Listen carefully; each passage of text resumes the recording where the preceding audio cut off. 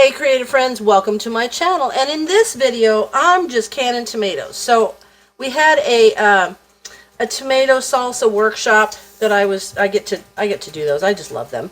But anyway, we canned salsa, which is awesome. It's really good. But we also had some leftover tomatoes, so we got to can those, and that just totally put me in the mood to can tomatoes.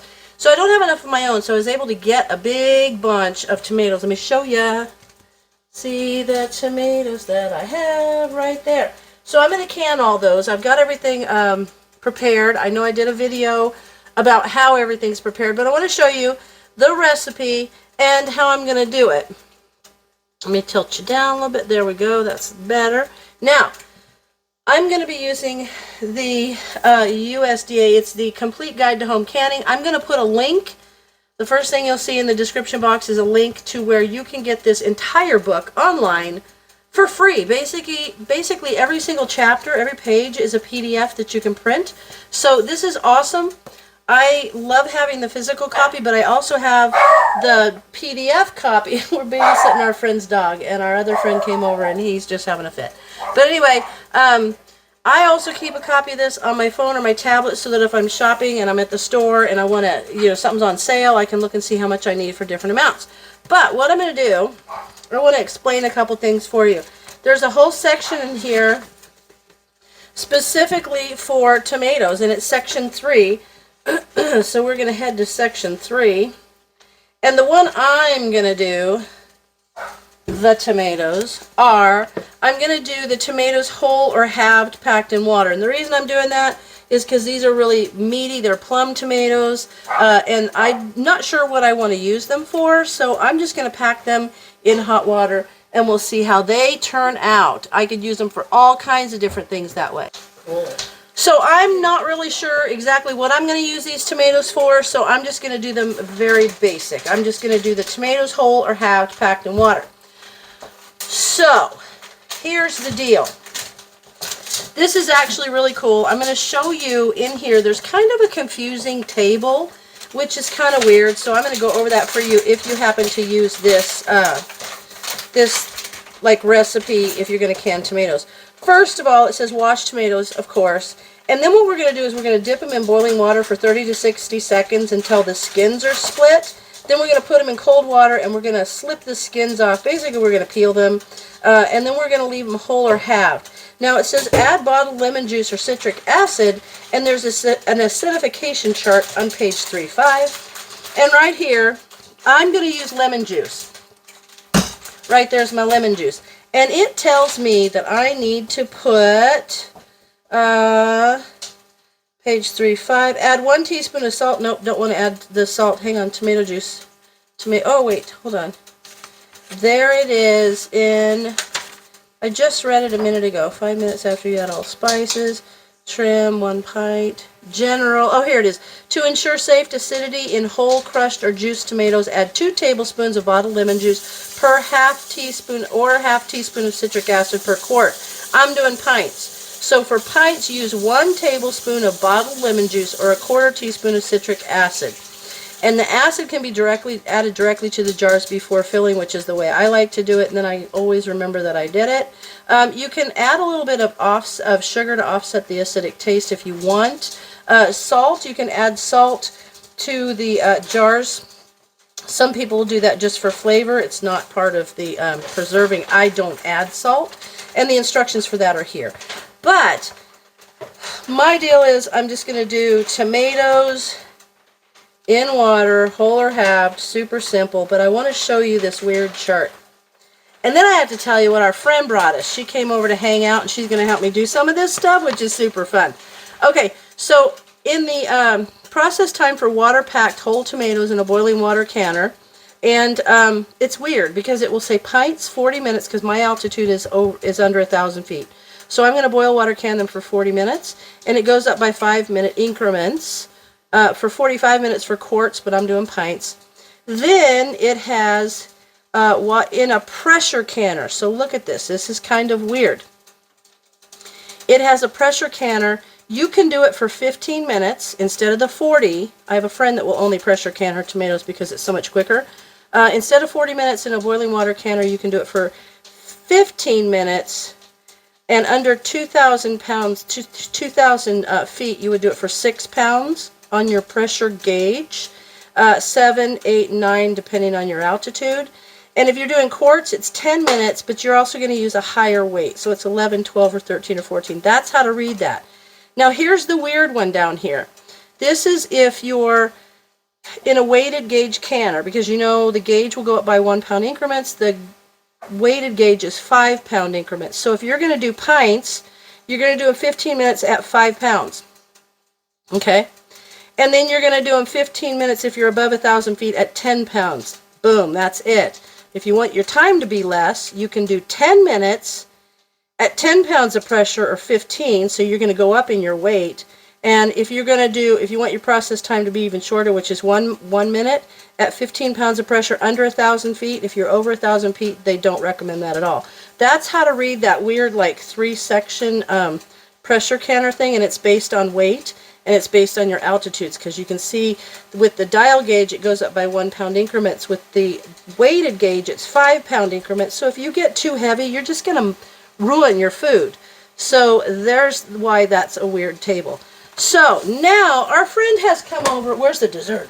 Snickers. Our friend has come over. She's going to hang out today, and she found out I was still canning tomatoes. She thought I'd already be done. Brian said, no, Linda hasn't started. She's like, yay. But check it out. She brought dessert for later. Oh, you can't miss that. That's the best. Thank you.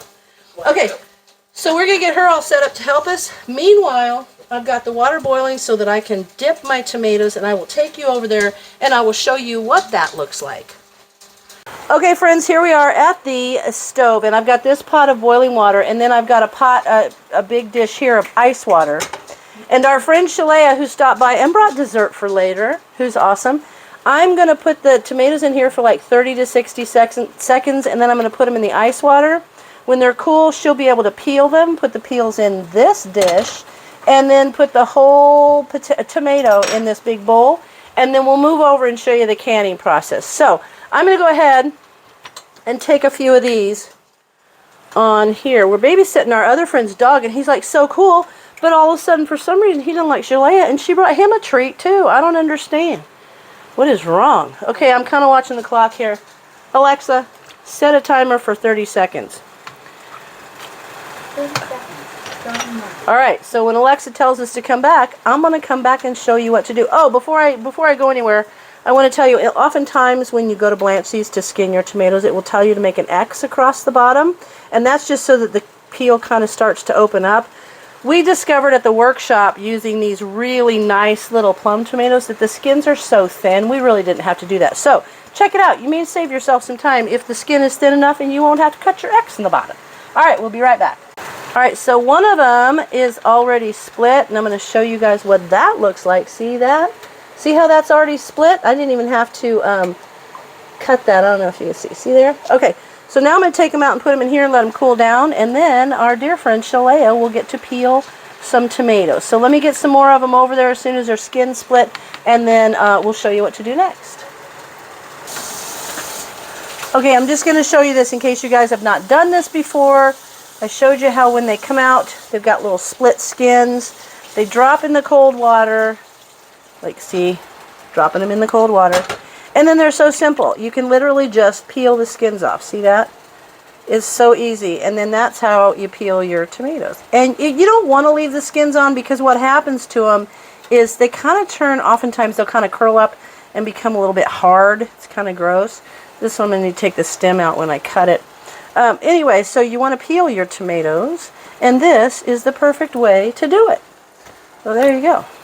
Now my hands are wet and I can't turn my camera off. Okay. I am so super glad that Shalea was here, because look at all the work that she did. I love it. Oh, my tomatoes are peeled. She says we have naked tomatoes now. But I want to show you something. See all this? Those are all the peels and the little bits that were cut off and stuff. Am I going to throw this away? No. I could feed it for my chickens, but I don't have chickens right now. So what am I going to do with this? I'm going to dehydrate it. Then I'm going to grind it into a powder and make tomato powder. So the beautiful thing about home canning is the majority of the time, the majority of things are used, which is awesome. So there's that. So now, what do I have? I have a nice hot jar straight out of the canner. I've got my head space measure. I've got my little scooper to get my 4 jars lid right there. 4 jars lid. Those are the ones I'm using because they're awesome. And I have my lemon juice, got my funnel, got my debubbler, all the things, you know, the things that we need. So now what's going to happen is I'm going to follow my directions, which tell me I'm going to put a teaspoon of lemon juice in every single, or a tablespoon of lemon juice in every single pint jar. And then I'm going to half these tomatoes, make sure that the core is cleaned out of them and they're nice, and then I'm going to pack those into the jars. And then I just want to check one thing, and then I'm going to put boiling water over them. I'm not going to add flavors or anything, herbs or spices, or I'm not even adding salt. You could add a teaspoon of salt to each jar, but I don't want to because I don't like to add salt to things. But I'm adding 1 tablespoon. Yep. Okay, so I'm not going to add any salt or flavoring because I'm not sure how I want to use these in the future. So I could use them for goulash, I could use them for spaghetti, I could use them for all kinds of things. I just want the tomatoes. So here we go. I'm going to take my lemon juice. And you know you do not want to use fresh squeezed lemon juice because you're not sure of the acidity of it. So when they do, and you know, like produce, which is what lemon is, can change depending on the weather and things like that. So you can't just cut a lemon and know what the acidity level is.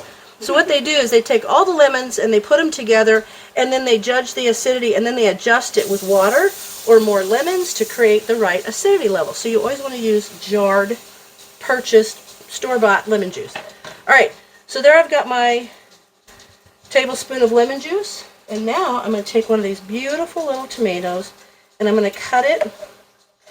And I'm going to kind of core the hard part of the core out. And am I going to keep those cores? You betcha, because they're going to get dehydrated also. I'm just going to pop that in there. And then I'm going to cut the core out.